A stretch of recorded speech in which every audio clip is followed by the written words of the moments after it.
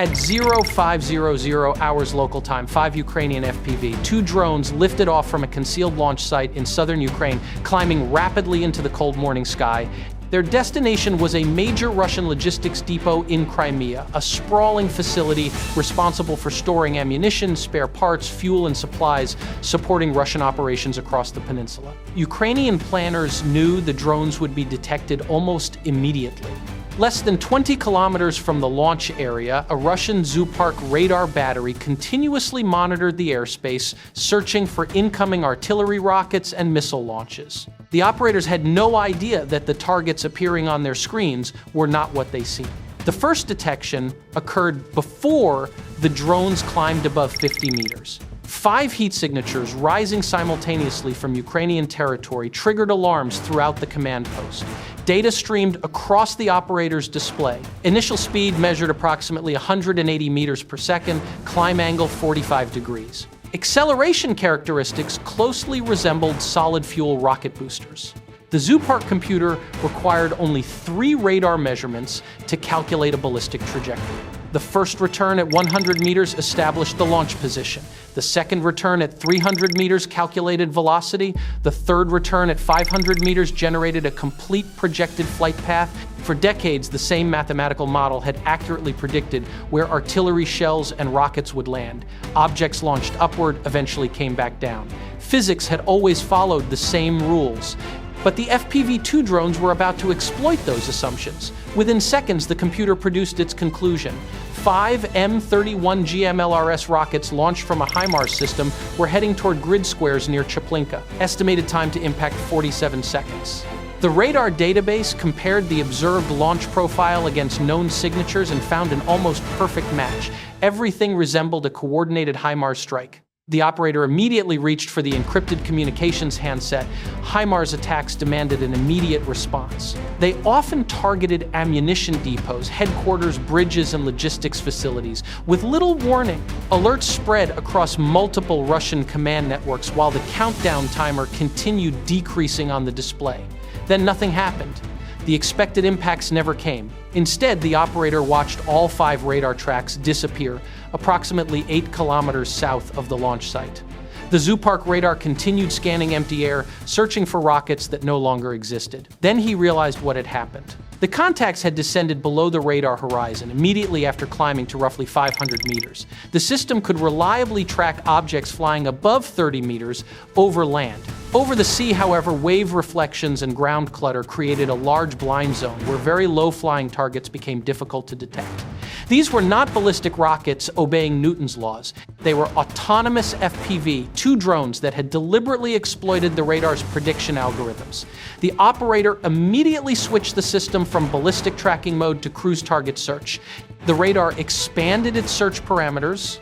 Ballistic mode assumed every target followed a predictable arc, climbing before descending toward its impact point. Cruise mode searched for aircraft, missiles, and drones capable of flying, level-changing direction, and remaining under powered flight throughout the mission. The last confirmed position of the 5 FPV-2 drones remained 8 kilometers south of the launch site. By then, they were already disappearing toward the Black Sea, heading for the Russian logistics depot in Crimea, heading 230-degree magnetic speed before diving approximately 150 kilometers. At that speed, they'd covered maybe 10 kilometers. While he'd been waiting for impacts that never came, he alerted the maritime radar at Army, explaining how the drones had mimicked HIMARS launches perfectly. The Army radar found them 80 kilometers out, skimming waves so low that spray was probably hitting their bellies. 5 contacts in loose formation altitude varying between 20 and 40 m, like they were terrain following over water. Now came the identification problem that plagued both sides in this drone-saturated war. The radar operator checked the mission database. No Russian drones scheduled through this sector. But the database only updated hourly, and Spetsnaz units often launched without coordinating. These contacts flew the wrong route for returning reconnaissance, heading toward neutral water instead of Russian bases. Their speed matched an Orlan 10, but also matched Ukrainian drones and captured Shaheads. Both sides operated. Worse, they were radio silent, either autonomous or frequency hopping. Without visual identification or electronic emissions, he couldn't determine friend from foe. He marked them as unknown, probable, hostile confidence level 60% and requested fighter investigation from Belbek. The track data got passed to Belbek Air Base with a request for investigation to this Su-30. The Su-30 pilot received the vector at 0518 hours through his encrypted data link. 5 slow-moving air contacts bearing 240-degree altitude, 100 m, investigate and report. The mission brief populated on his multifunction display, unknown drones, possibly hostile, possibly Russian units returning from reconnaissance. Determine identification before engagement. He pushed the throttles forward and banked west toward the brightening horizon where sea met sky. Finding the 5 FPV-2 drones proved far more difficult than the Su-30 pilot had expected. His N-11 MBARS radar was an engineering masterpiece. Behind the aircraft's nose cone, a mechanically scanned antenna swept 60 degrees to either side, twice every second, while transmitting enough power to detect a strategic bomber more than 140 kilometers away. But that impressive performance depended on one important assumption. The radar had been designed to search for aircraft and cruise missiles with radar cross-sections measured in square meters. The Ukrainian FPV-2 drones presented something much smaller. Their composite airframes reflected very little radar energy. Most of the incoming radar waves were scattered or absorbed instead of returning to the receiver. At a distance of 15 kilometers where the pilot should have observed stable radar tracks, the display produced only weak echoes that flickered on and off like ghosts. The pilot switched to the infrared search and track system. Mounted beneath the nose, the IRST continuously scanned a 60-degree sector, searching for heat signatures against the cool morning sky.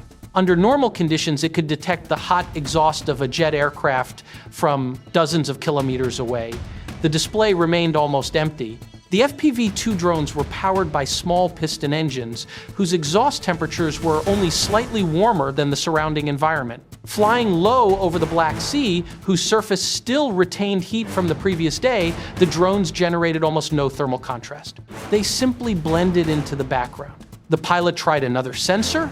His electronic support receivers began scanning frequencies between 0.5 and 18 gigahertz, searching for radio transmissions. Russian unmanned aircraft normally broadcast recognizable signals. Command uplinks often operated around 900 megahertz, while video downlinks commonly appeared near 5.8 gigahertz. The 5 FPV-2 drones transmitted nothing.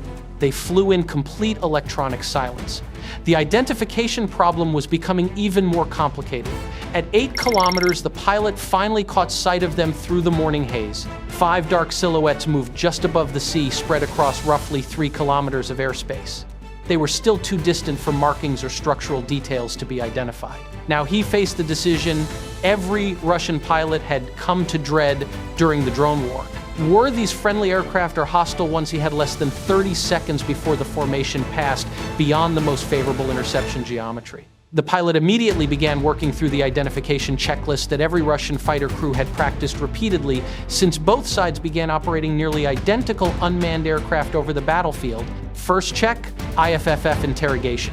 His radar sent out coded pulses asking targets to identify themselves.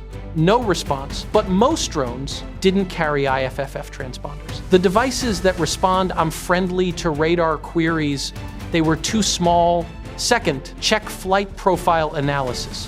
Speed 150 kilometers, H matched an Orlan 10.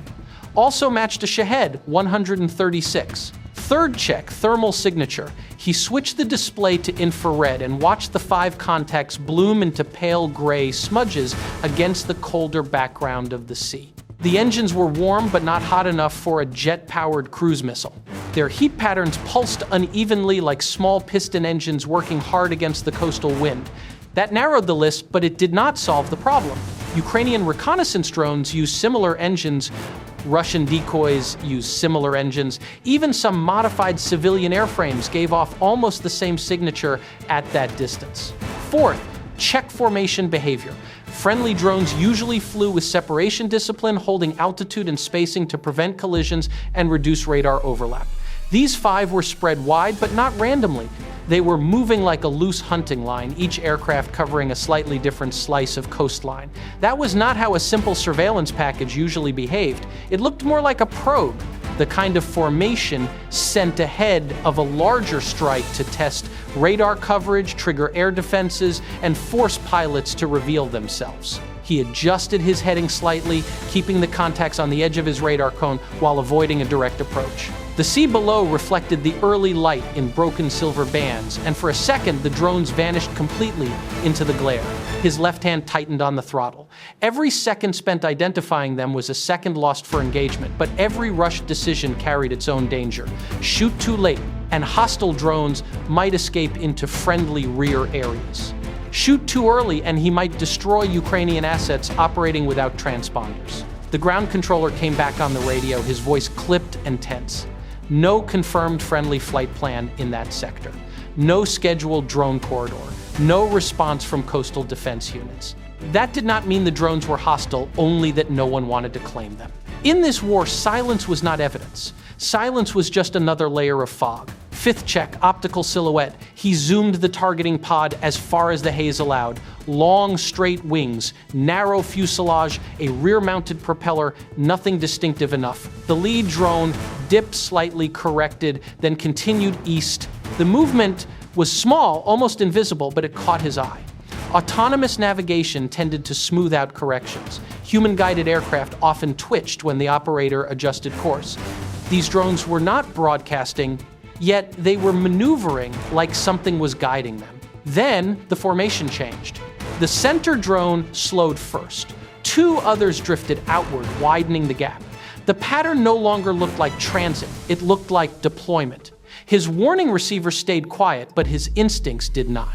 He had seen this trick before, silent drones pushing forward until they found a target worth dying for.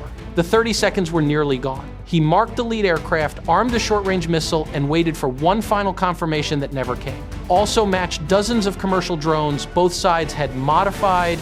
Altitude and heading weren't conclusive either. They were flying toward Crimea, but not directly at any high-value targets. Final check, visual identification. He needed to get close enough to see markings, serial numbers, any identifying features. But at dawn, through the haze, with a closure rate of 400 kilometers per hour minimum, he'd have seconds at best. He armed his weapon systems while weighing which one might actually work. The pilot had three options. Each one sucked for different reasons. His R-73 heat seekers would be perfect if these drones had jet engines instead of a small motor that barely registered above ambient temperature. The R-77 radar-guided missiles could track anything as long as that anything was bigger than a coffee table. These drones were more like flying pizza boxes. That left the GSH-301 cannon, which could fire 1800 rounds per minute but required getting within a kilometer for accurate shots.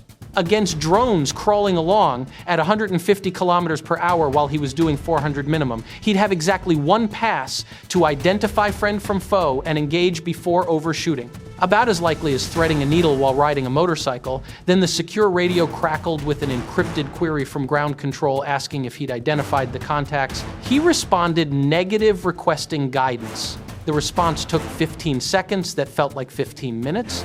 Ground control was checking the mission database again, calling different units, trying to determine if anyone was flying drones in this sector. While they checked, he watched the 5 contacts continue southeast, now approaching the Ukrainian coast. Every second of delay meant they got closer to whatever their target was if they were hostile, but every rushed engagement risked destroying friendly reconnaissance assets. The order finally came through close for visual identification. Weapons hold unless hostile intent confirmed. He descended to 200 m, lining up behind the trailing drone. At this altitude, his engines were burning 100 kilograms of fuel per minute. He had maybe 5 minutes before hitting bingo fuel. The closure rate made everything worse. His minimum sustainable speed was 400 kilometers. The drones flew at 150. He'd have exactly 3 seconds from identification range to overshoot. As he closed to 500 m, preparing for the identification pass, his radar warning receiver erupted in alarms. An S-400 battery near Victoria had just locked him up. In the confusion of chasing identified drones, he had forgotten a critical detail. His IFFF transponder was set to standby to avoid alerting the drones. To the S-400 radar, he looked like an unknown fighter escorting a drone strike package. He fumbled for the IFFF switch, but those few seconds of appearing hostile on the S-400 screen had already triggered a response. While he tried to prove he was friendly, the 5 FPV-2s continued toward their target, using his predicament as perfect cover. The S-400 operator at Wyptoria had been watching his scope for 12 minutes, tracking the developing situation with growing concern. His 91 N6E Big Bird acquisition radar could see everything flying within 600 m. Every transport, every fighter, every helicopter, even large birds during migration season. The system tracked up to 300 targets, simultaneously updating each track every third of a second. He'd watched the handoff from Armyansk, monitored the Su-30S vector from Belbek, and now had an increasingly confusing picture developing on his screen. 5 slow-moving contacts that nobody could identify, plus 1 fast mover maneuvering right on top of them. The fast mover's IFFF transponder wasn't on. No Russian fighter should be flying combat maneuvers without continuous IFFF in their active air defense zone. The geometry looked exactly like Ukrainian tactics from the past year. Drones to bait the defense fighter escort to protect them when interceptors arrive. The operator's hand hovered over the firing authorization key. S-400 doctrine was clear. Unknown fighters in the engagement zone during active operations were weapons-free targets. But something felt wrong. The fast mover's flight profile matched the Su-30, not a Ukrainian MiG-29 or Su-27.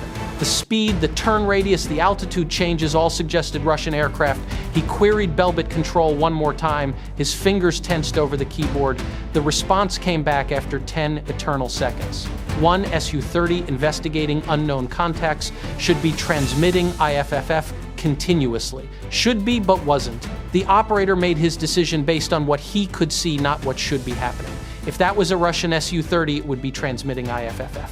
Since it wasn't, it probably wasn't Russian. Probability logic in warfare, usually right, sometimes catastrophically wrong. He turned his firing key, the launch authority light turned green. 248 N6DM missiles erupted from vertical launch tubes. 0 to Mach 6 inches 20 seconds. One missile tracked toward the slow movers, programmed to detonate in their center to destroy multiple drones with one warhead. The other locked onto the fast mover.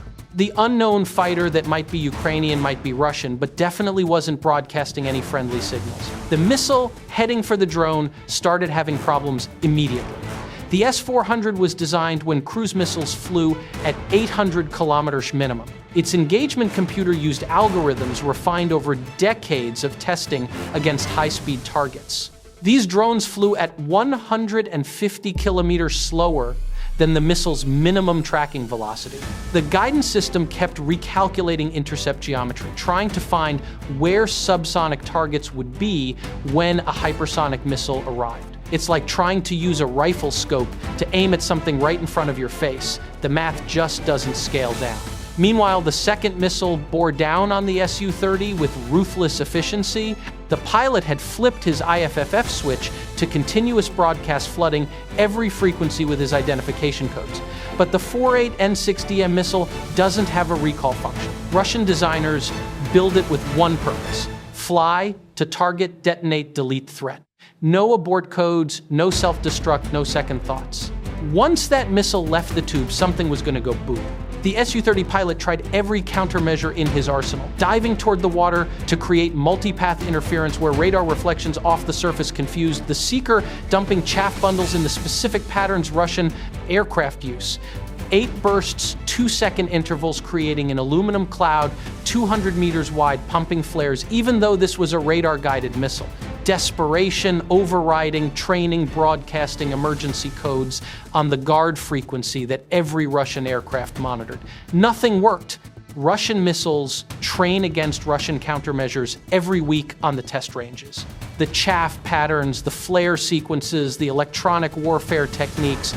The missile seeker had seen them all, learned to ignore them all.